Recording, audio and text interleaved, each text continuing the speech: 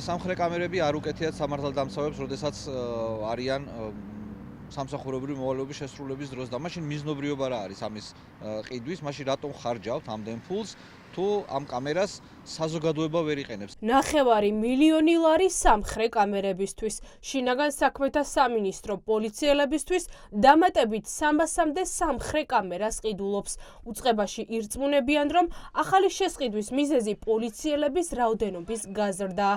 ამავდროულად მიუთითებენ, რომ ტექნიკის ნაწილი დაზიანებული და შესაცვლელია.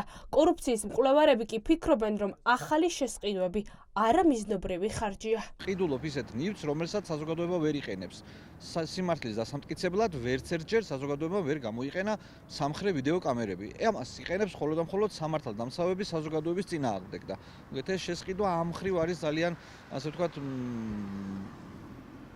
არა რაციონალური და არამიზნობრივი. შინაგან საქმეთა სამინისტრო რასაც ყიდულობს, ხელფასებსაც რო იღებს, მანქანებსაც რო ყიდულობს და ასე შემდეგ, ყველა საჭირო ინვენტარს რო ყიდულობს, ეს უნდა მოხმარდეს საზოგადოებას და უნდა მოხმარდეს ჩვენს კეთილდღეობას და ჩვენს დაცვას. კამერებს შინაგან საქმეთა სამინისტრო კომპანია NGT ჯგუფისგან ყიდულობს.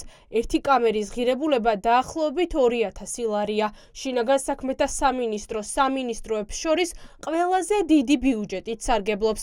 ექსპერტები ფიქრობენ, რომ ეს მიზან მიმართულად ხდება, რადგან ოცნება ძალაუფლების შენარჩუნებას სწორედ საპოლიციო ძალებით ცდილობს. ეს ფაქტი, რომ კიდე დამატებით ყიდულობენ კამერებს თან, იმიტომ რომ გაიზარდა პერსონალის რაოდენობა შინაგან საქმეთა სამინისტროში, საერთოდ არ ნიშნავს იმას, რომ უსაფრთხოების ზომები გაიზრდება ამ ქვეყანაში, რაიმე რეფორმა გატარდა, რაიმე უკეთესობისკენ იცვლება. შინაგან საქმეთა სამინისტრო არის ერთ-ერთი ყველაზე მდიდარი სამინისტრო. 1.550 მილიონი ლარი არის მისი ბიუჯეტი, საიდანაც 1.100 მილიონი იხარჯება მხოლოდ პრემიებში და ხელფასებში. ხო, შესაბამისად, ეს სამინისტრო არის იმიტომაც ესეთი მდიდარი, რომ საქართველოს არის ფაქტობრივად sapolicio სახელმწიფო ბიზნეს ივანიშვილის ხელში და ის ორიენტირებულია აი ამ რაღაც კანონის უზენაესობაზე კი არა, არამედ ბიზნესის პირადი სრულების აღსრულებაზე. ამიტომაც ეს ტენდერი გასაკვირი საერთოდაც არ არის, თუმცა უნდა ვიცოდეთ, რომ ეს იხარჯება არა უსაფრთხოებისთვის, არამედ ბიზნეს ივანიშვილის რაღაც საპოლიციო ძალების გაძლიერებისთვის. რისთვის ჭირდება უწყებას დამატებით ახალი სამხრე კამერები? სამხრე კამერების ჩანაწერები წესით სასამართლოზე მთავარი მტკიცებულება უნდა იყოს, თუმცა ახალგაზრდები, ვინც 1 წელზე მეტია ქუჩაში დგანან, ამბობენ, რომ ეს არასდროს მომხდარა. შინაგან საქმეთა სამინისტროს პროფესიით იურისტის მიხეილ ზაქარიაშვილის 20-ზე მეტი საქმე აქვს, თუმცა ვერც მის საქმეში მოიძებნა მსგავსი სახის მტკიცებულება. რატომღაც ხდება ხოლმე ისე, რომ სასამართლოზე არ წარმოადგენენ ხოლმე და გასაგებია რატომაც, იმიტომ რომ რეალურად იქ არ არის აღბეჭდილი ის, რაც მათ აწყობს და პირიქით არის ხოლმე აღბეჭდილი. ჩემ შემთხვევაში მაგალითად, მახსოვს ჩემი დაკავებისი რაღაცა სპეცოპერაცია დადგეს თავის ჯგუფით, მოვიდნენ უცებ კამერები ჩართეს, უნდათ რომ რაღაცები ამ კამერებზე აღბეჭდილი იყო და შემდეგ არც ერთი სამხრეთ კამერის ჩანაწერი არ მოუტანიათ, იმიტომ რომ პირიქით მათი დარღვევები იყო აღბეჭდილი.